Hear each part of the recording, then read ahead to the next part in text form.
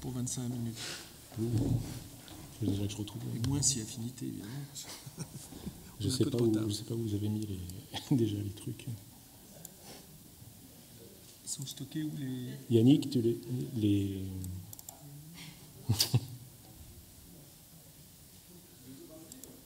Je ne sais pas où vous avez stocké les PowerPoint.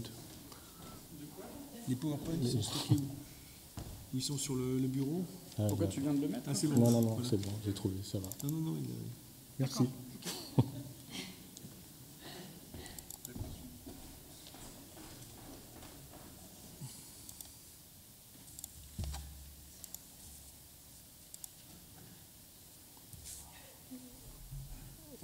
Donc, bonjour, je vais vous présenter un peu les résultats de la campagne 2019 sur le quartier artisanal, donc à l'ouest de la zone du sanctuaire de la Genetois.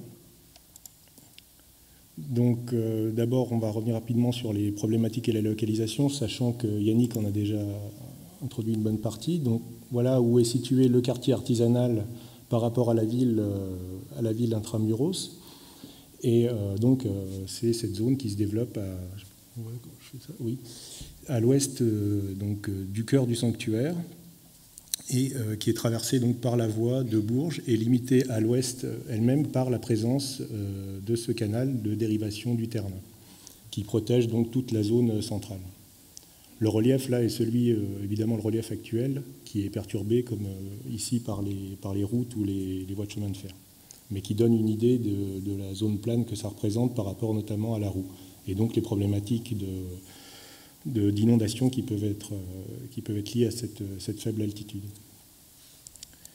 Si on se rapproche, donc, le quartier artisanal, lui, occupe une place d'environ, on va dire, 3 à 4 hectares à l'ouest donc, du sanctuaire.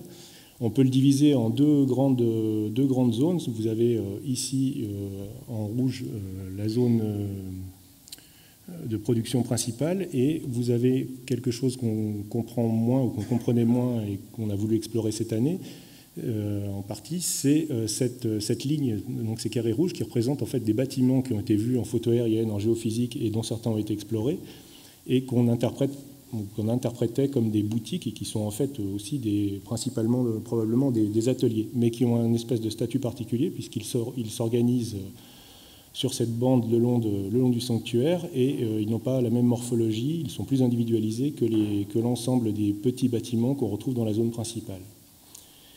Et donc la problématique qu'on a sur ce quartier artisanal, elle est double. Donc un, c'est l'explorer pour lui-même, pour ses productions, pour son fonctionnement, son évolution, et voir ces relations qui peuvent être établies avec le sanctuaire. Est-ce qu'on a une zone de production indépendante ou pas?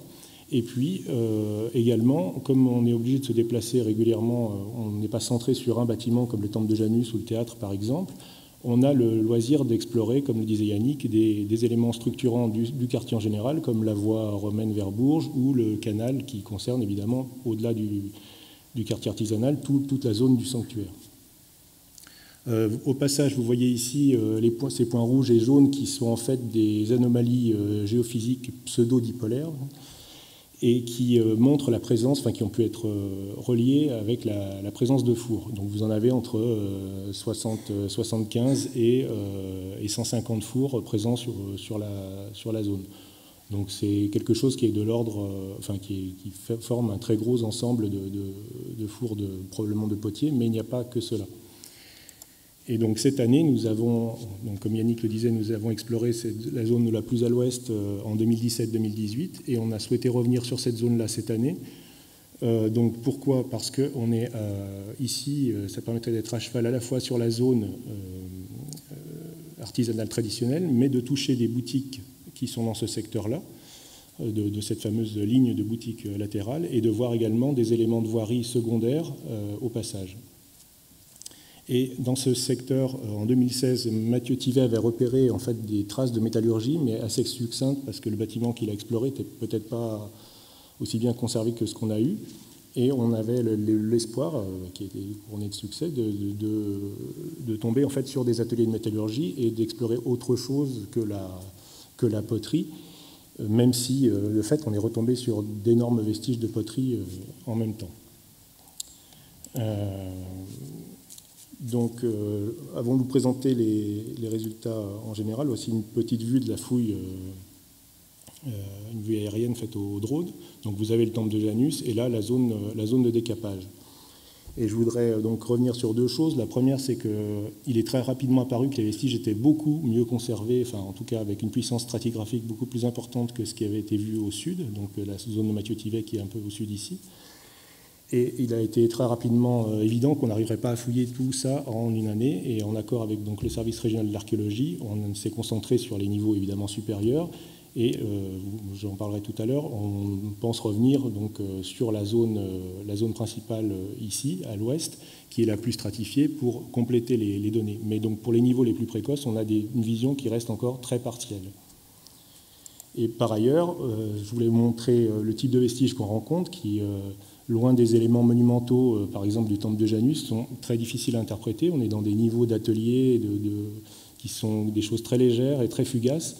Les ateliers sont constamment remaniés et il ne s'agit pas de la grande architecture. Les gens s'adaptent, font ce qu'ils veulent. Donc vous avez ici, par exemple, un foyer qui est un probable foyer d'un atelier de métallurgie. Et vous voyez ce qu'il en reste, quelques tuiles éparses au sol. C'est assez difficile à percevoir. Et vous avez ici, donc ces murs-là sont bien plus tardifs, là, ils datent du 15e, 16e siècle, mais au centre, on retrouve dans les niveaux inférieurs des niveaux de sol d'atelier, et la tache un peu plus sombre et rouge entourée de pierres ici, et c'est tout ce qui reste d'un foyer de fusion. Donc voilà à quoi on est confronté. Néanmoins, on est arrivé à réaliser un phasage sur l'ensemble de notre zone d'étude.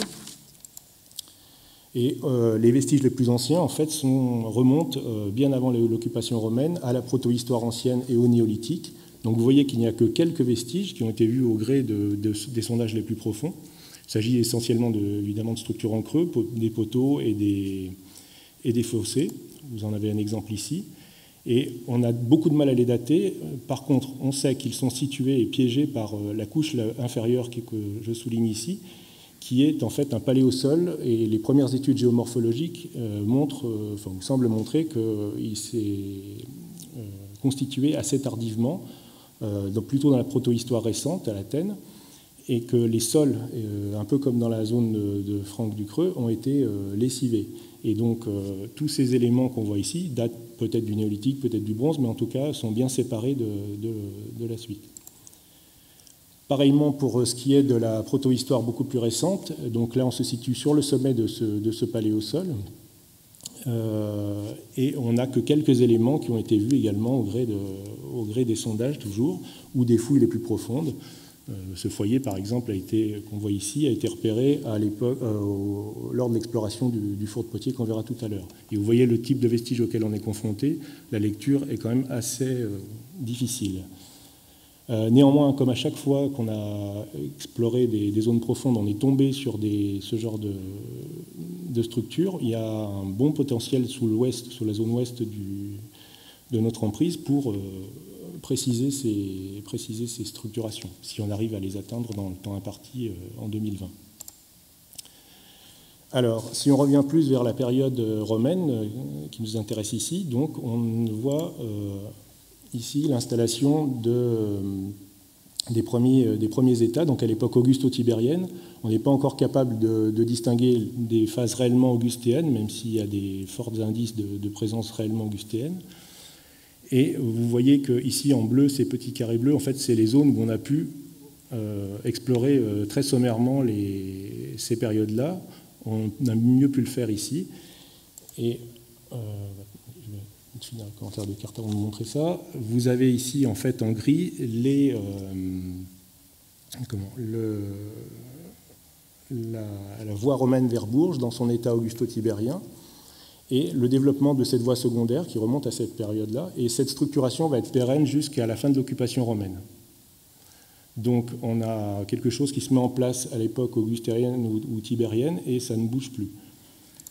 Vous avez ici des vestiges de cette voirie-là. Vous voyez, c'est cette petite ligne qu'on distingue ici, qui est une petite ligne de gravier, et dont on a un exemple ici en vue de détail. Et assez curieusement, toute la voie qui mène vers Bourges dans tout ce secteur-là est constituée de ces petits graviers. Ça semble assez léger, et pourtant c'est cette voie principale qui mène vers Bourges qui est constituée de ces quelques éléments. C'est relativement fragile, mais bien fait, quoi. Et on retrouve ce type d'architecture de voie en ville à plusieurs endroits. Dans la partie ouest, ici, vous avez donc les premiers éléments de bâtiments qui ont été mis en place. On a quelques sols, des foyers, et puis des architectures sur solinde sablière. On en voit ici. Vous voyez, c'est quelques pierres alignées en fait, qui servent à soutenir des poutres qui sont à la base des murs. Et toute l'architecture de ce secteur-là va se maintenir sur ce type de moyens architecturaux jusqu'au IIe siècle. Là, je vais revenir après sur cette zone ici, qui prend naissance peut-être, enfin sur ce bâtiment qui est peut-être en place dès la période tibérienne, mais qui continue d'être actif au milieu du 1er siècle. Et donc je le décrirai juste après. Et pour ce qui est de l'activité artisanale, les seules traces réellement d'artisanat qu'on a pour le moment sont situées au niveau de la voie, où on a des déchets qui viennent être déposés dans les fossés et sur le côté de la voie. Donc au milieu du 1er siècle, on voit se développer en fait le quartier. Vous voyez qu'on retrouve des bâtiments qui ont toujours été vus, alors cette fois de façon un peu moins lacunaire dans ce secteur-là, toujours sur des solindes sablières, dont on peut estimer le plan sans vraiment en avoir la certitude, puisqu'il nous manque des données. Et puis notre structuration de voie, si elle reste la même, vous voyez qu'elle évolue. Et la voie secondaire se structure un peu avec des fossés, il y avait déjà des fossés dans la période précédente, mais en tout cas elle se réduit de moitié par rapport à son emprise initiale, et la voie romaine ici change également de position, ce qu'on avait déjà vu à l'ouest en 2017-2018. Voilà des éléments de cette voirie. Donc la voirie principale est refaite, il y a de nombreuses reprises, des rechappages, etc. Et puis vous avez ici un écorché en fait, de cette voie secondaire, le niveau le plus bas étant ce niveau augusto-tibérien qui se prolonge au-delà, et puis à partir donc, du 1er siècle, on a quelque chose qui se restreint entre ces deux murs qui ne sont pas encore en place au milieu du 1er. Et puis dans la partie est de la zone, vous avez encore des éléments sur l'architecture. Vous voyez ici en fait des éléments qu'on retrouve assez souvent sur toutes les périodes. C'est le réemploi d'anciennes meules pour servir de calage, soit dans les murs, soit de base de piliers, comme c'est le cas ici. Et pour vous donner une idée des types de vestiges qu'on peut avoir, vous voyez cette photo qui est peut-être un peu complexe à interpréter pour un néophyte, mais vous avez ici une trace en fait sombre ici qui est une empreinte d'une sablière basse, donc d'une poutre qui faisait la façade d'un bâtiment, avec des sols de part et d'autre.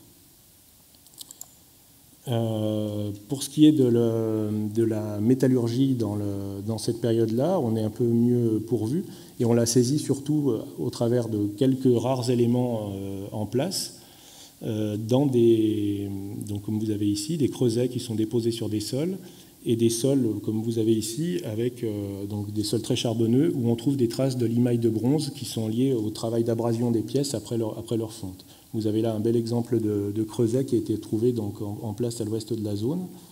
Et vous avez dans ce secteur ouest de l'emprise, là où la voie secondaire s'est restreinte, en fait des fosses dépotoirs, comme on en voit ici, qui est surmonté par un four de fusion d'une période postérieure. Mais donc ce creusement-là est une fosse dépotoir dans une zone qui est prise sur l'ancienne voie secondaire et dans laquelle on va retrouver de nombreux déchets de métallurgie du bronze. À l'ouest, donc dans ce secteur, à l'est, pardon, je confonds toujours, vous avez donc ce bâtiment dont on voit ici des tranchées d'épièrement et qui présente la caractéristique donc dès le milieu du 1er siècle d'être construit en dur, donc maçonné avec du mortier, contrairement aux bâtiments de la partie ouest de l'emprise qui sont qui vont être maintenus en bois et terre, comme je le disais, jusqu'au IIe siècle. Vous voyez que ce sont des éléments très lacunaires au niveau de l'architecture. Vous avez ici le sol de l'intérieur de ce bâtiment qui est constitué de simples graviers. Et à l'extérieur du bâtiment, quelques éléments de quelques rares structures liées à la production de métallurgie. Vous avez là la coupe dans une fosse et dont le fond est recouvert en fait de limaille de bronze et qui est donc une de ces fosses d'abrasion qui servent à collecter en fait la limaille de bronze au moment où on façonne les pièces après les avoir coulées. Par ailleurs, les tranchées d'épièrement de ces bâtiments ont révélé de très nombreux vestiges liés à cette métallurgie du bronze et du fer. Donc deux types de production. Si on continue d'avancer dans le temps, donc entre la fin du 1er et le début du 2e siècle, on a à nouveau des aménagements on a une reprise complète de l'ensemble. Vous avez ici toujours, on retrouve nos bâtiments sur sablière basse et architecture en terre et bois. Toujours la même structuration avec cette voie secondaire qui est remaniée, la voie principale également, des trottoirs qui sont refaits ici en façade de la voirie avec des graviers. Et puis, par contre, des gros réaménagements dans la partie est avec des nouveaux bâtiments, à nouveau en dur, qui sont refondés. Et on a ici probablement dans l'apogée, on va dire, de la période de production métallurgique. Vous voyez ici, donc c'est des niveaux de gravier de la voirie, et là, de beaux ensembles de solins de sablières. Donc vous voyez quelque chose légèrement en creux destiné à qui témoigne de la présence d'une poutre qui repose sur ces pierres qui servent à les caler. C'est des types d'architecture qu'on avait déjà rencontrés dans les premières phases également d'occupation en 2017. Et au niveau des structures de production, vous voyez ici le foyer dont je parlais tout à l'heure, qui est assez difficile à lire. Et puis ce foyer de fusion qui repose donc sur la fosse dépotoir de la période précédente et qui a été démonté évidemment, il n'en reste que l'empreinte. Mais voilà, donc on est sur des zones où on fait fondre, en fait, des alliages cuivreux pour façonner des pièces. Dans la partie ouest, on a la fondation donc, de ce bâtiment et de ses aménagements annexes, plus quelque chose qui est un peu plus obscur pour nous parce que c'est repris par un bâtiment plus tardif, complètement à l'est ici. Donc voilà une vue générale de ce bâtiment. Vous avez ici en fait les tranchées d'épièrement de ce bâtiment, ici vu en coupe. Donc à nouveau un bâtiment construit en dur qui s'inscrit donc dans cette ligne de boutique que j'ai citée tout à l'heure, mais qui n'était pas connu comme son prédécesseur par la géophysique. Donc quelque chose d'assez nouveau. On pensait qu'on avait juste ces bâtiments vus en photo RN géophysique, et en fait l'évolution dans cette zone-là est beaucoup plus complexe qu'on ne le pensait. Vous avez ici des aménagements liés à ce nouvel atelier, donc avec à l'intérieur des bassins, vous voyez, aménagés avec des petites tuiles, le foyer de fusion dont je parlais tout à l'heure, ainsi que des amphores qui sont réemployés comme bac. Ici, c'est pour une réserve d'argile qui sert sans doute au lutage des creusets. Et vous avez également sur l'extérieur, on retrouve des fosses d'abrasion et des dépôts d'argile à nouveau dans le même esprit. Sur l'extrémité donc est, ce bâtiment dont je disais qu'il est difficile à comprendre. Pourquoi ? Parce que vous voyez ici ces éléments en pierre qui datent de la période postérieure qu'on va voir immédiatement après, mais qui ont laissé apparaître sur les côtés des tranchées d'épièrement d'un état antérieur, mais qui est en grande partie repris par ces murs, donc détruit en fait finalement par le bâtiment qui lui succède. On note par contre la présence, alors le foyer, si lui date d'une période postérieure, vous avez néanmoins des nuages de piquets qui sont associés à cet état, avec également des réserves de sable qui servent dans le cadre de la production de métallurgie du bronze, soit pour ancrer des creusets, des moules lors des coulées, soit comme réserve de sable pour faire des moules au sable. Enfin, on a une dernière grande phase d'évolution au sein de l'emprise, au milieu du IIe siècle et jusqu'à la fin du IIIe après. Donc voilà à quoi ça peut ressembler. Vous voyez notamment un gros changement dans la partie ouest, puisque pour la première fois, donc au milieu du IIe siècle, on a la mise en place 2 bâtiments en dur, mitoyens, avec des cellules mitoyennes. Donc on est toujours dans le même esprit, avec la même organisation de l'espace, avec cette séparation par la voie secondaire entre la zone des boutiques et la zone principale des ateliers, mais l'installation et le déplacement vers le nord de ces bâtiments en dur avec des cellules.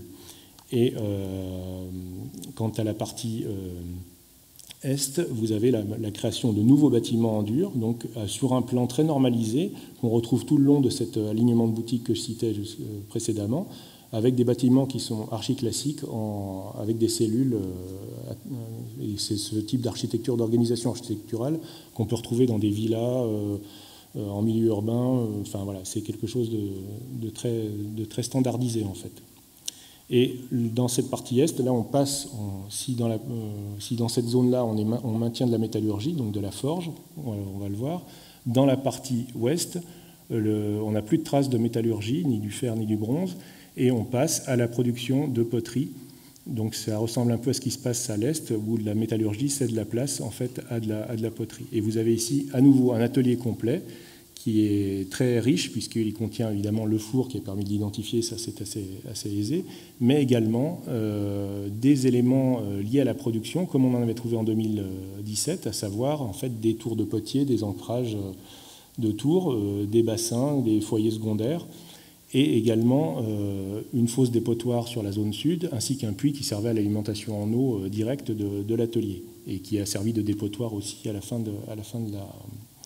de l'occupation.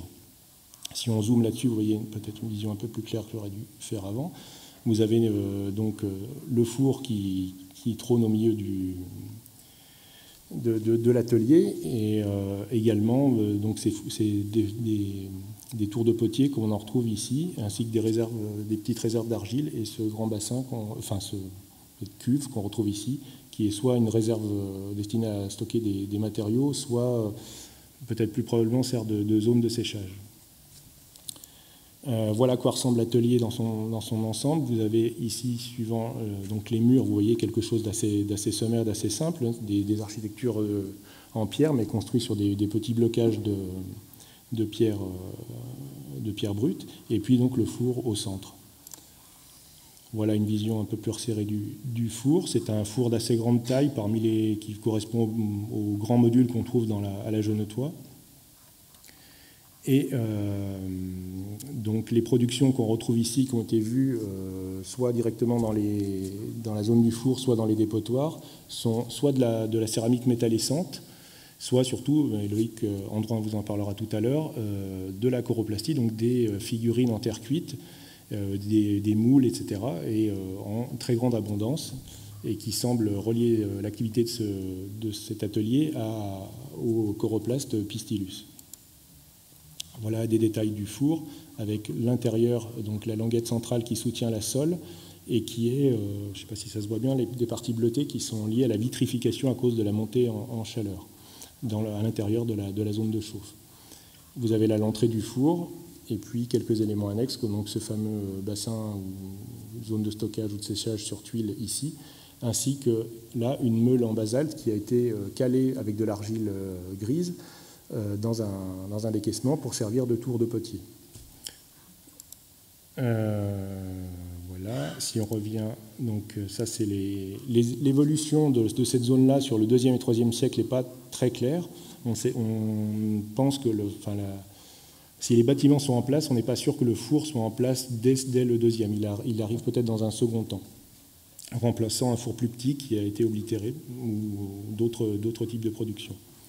Dans la zone est, on voit une évolution du bâtiment, et puis l'évolution donc on a 2 phases en fait de forge.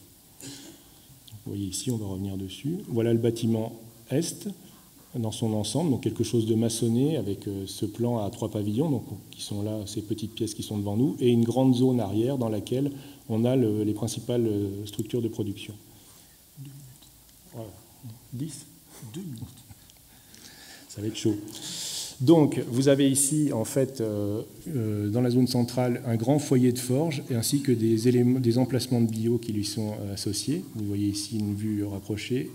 On peut les préciser leurs fonctions, notamment à cause de la présence, même évidente à l'œil, de bâtitures liées à la forge. Dans un second temps, on a un remaniement du bâtiment avec un bouchage de la pièce et peut-être l'installation d'autres foyers dans ce secteur-là. Et puis un remaniement du système de foyer et de bio à l'intérieur de la pièce, mais on est toujours sur de la forge. Donc voilà les foyers en question, les emplacements de bio, et puis la pièce qui a été remaniée par un bouchage. Je vais passer très rapidement, mais on a trouvé une belle inscription dans les déblais dans les éléments de destruction du bâtiment qui montrent des décisions en fait, des décurions de la ville pour l'installation de niches votives dans ce secteur-là.